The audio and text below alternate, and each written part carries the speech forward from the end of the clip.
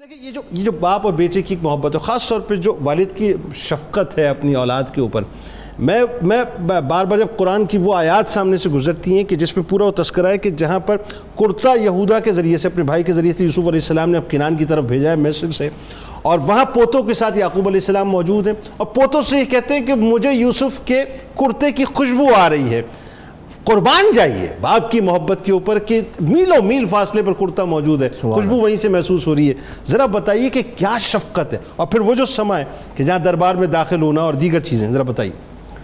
بسم اللہ الرحمن الرحیم۔ یہ بڑی خوبصورت باتیں ہو رہی ہے۔ اللہ تعالیٰ نے جن انبیاء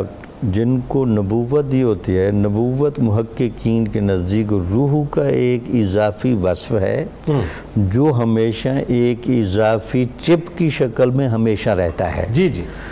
یوسف علیہ السلام کے تمام مراحل حضرت یعقوب علیہ السلام کے پیش نظر تھے،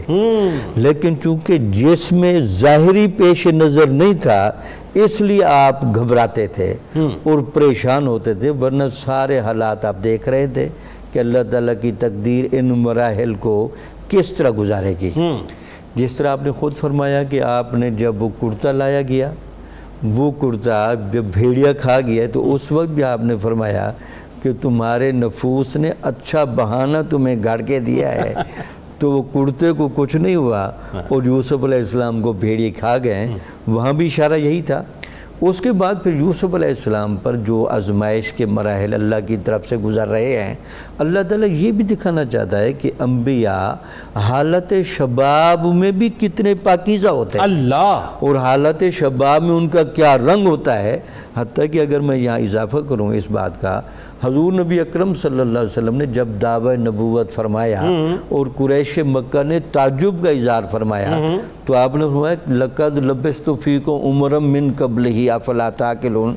40 سال کا بھرپور شباب گزار کے کھڑا ہو، اب بھی تمہیں نہیں عقل آتی کہ اتنا پاکیزہ جسم، اتنا پاکیزہ دل و روح یہ تو دنیا میں کسی جگہ موجود ہی نہیں، وہ آپ کے سامنے دعوی نبوت کر رہا ہے اور آپ پریشان ہیں۔ یہی منظر لگتا ہے کہ یوسف علیہ السلام کا بھی دکھایا گیا جب زلیخا آپ کو بہانہ کر کے وہ اپنا ایک غلط اور مذموم مقصد پورا کرنے کے لیے لے کے جا رہی ہے، تو یوسف علیہ السلام اس وقت بھی سمجھتے تھے کہ یہ مجھ سے کیا کرانا چاہتی ہے، اور اللہ کی قدرت پر بھی آپ کی نظر تھی۔ تو بہرحال جب اس نے پورا ماحول بنایا، تو ایک بات امام رازی رحمۃ اللہ نے لکھا ہے کہ جن مفسرین کو یہ خدشہ ہوا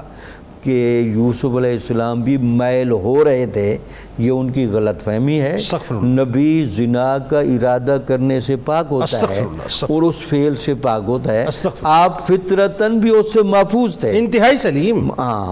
تو محفوظ تھے، لیکن پھر بھی قدرت کا اہتمام دیکھیں کہ اللہ تعالیٰ نے یعقوب علیہ السلام کو سامنے بھیجا، وہ انگلی کا اشارہ کر کے مزید تنبیہ کرتے ہیں، بیٹی آپ پہلے بھی محفوظ ہیں، لیکن آپ کو پھر ذرا پکا کرنا ہے کہ نہیں، کبھی بھی اس طرف نہیں جانا۔ یعنی یوں کریے یہ پدری محبت اور پدری شفقت اور پدری نصرت جو ساتھ ساتھ چل رہا ہے، یہ وہ منظر سارا دیکھ رہے تھے۔ اس کے بعد جیسے آپ نے فرمایا کہ وہ پدری شفقت کے ایک عجیب رنگ ہے، جو سمجھتے ہیں کہ جب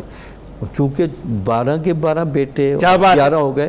قد ان کے لمبے، بڑے خوبصورت لہیم جسم، تو آپ نے فرمایا اب وہ سجدوں کا موقع آ رہا ہے وہ خواب کا پورا ہونے کا۔ شہید دربار کی طرف جب تم نے جانا ہے تو الگ الگ دروازوں سے جانا، تم اتنے اچھے لگتے ہو کہیں تمہیں نظر بد نہ لگ جائے۔ اللہ، تو یہ نظر بد سے بچنے کا بھی یعقوب علیہ السلام اپنے ان بیٹوں پر شفقت کر رہے ہیں جو آپ کے لیے ظاہری طور پر غم کا سبب بنے ہوئے ہیں۔ مطلب میں اس بات پہ رکنا چاہتا ہوں ذرا سا ڈاکٹر صاحب، اور میں چاہتا ہوں کہ آپ اس پہ کلام فرمائیے کہ جتنی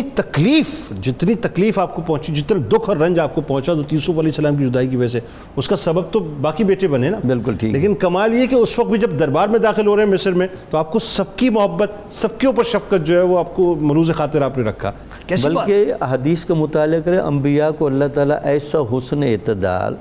اور عدالت کے وصف سے متصف کرتا ہے کہ وہاں افراط و تفرید پیدا نہیں ہوتی۔ یہ علم تھا کہ یہی بچے سبب بنے ہیں، لیکن پھر بھی ان کی حفاظت، ان کا خیال اور ان کا دھیان رکھ رہے ہیں، اور ان کو نظر بد سے بھی بچا رہے ہیں اور سمجھا بھی رہے ہیں۔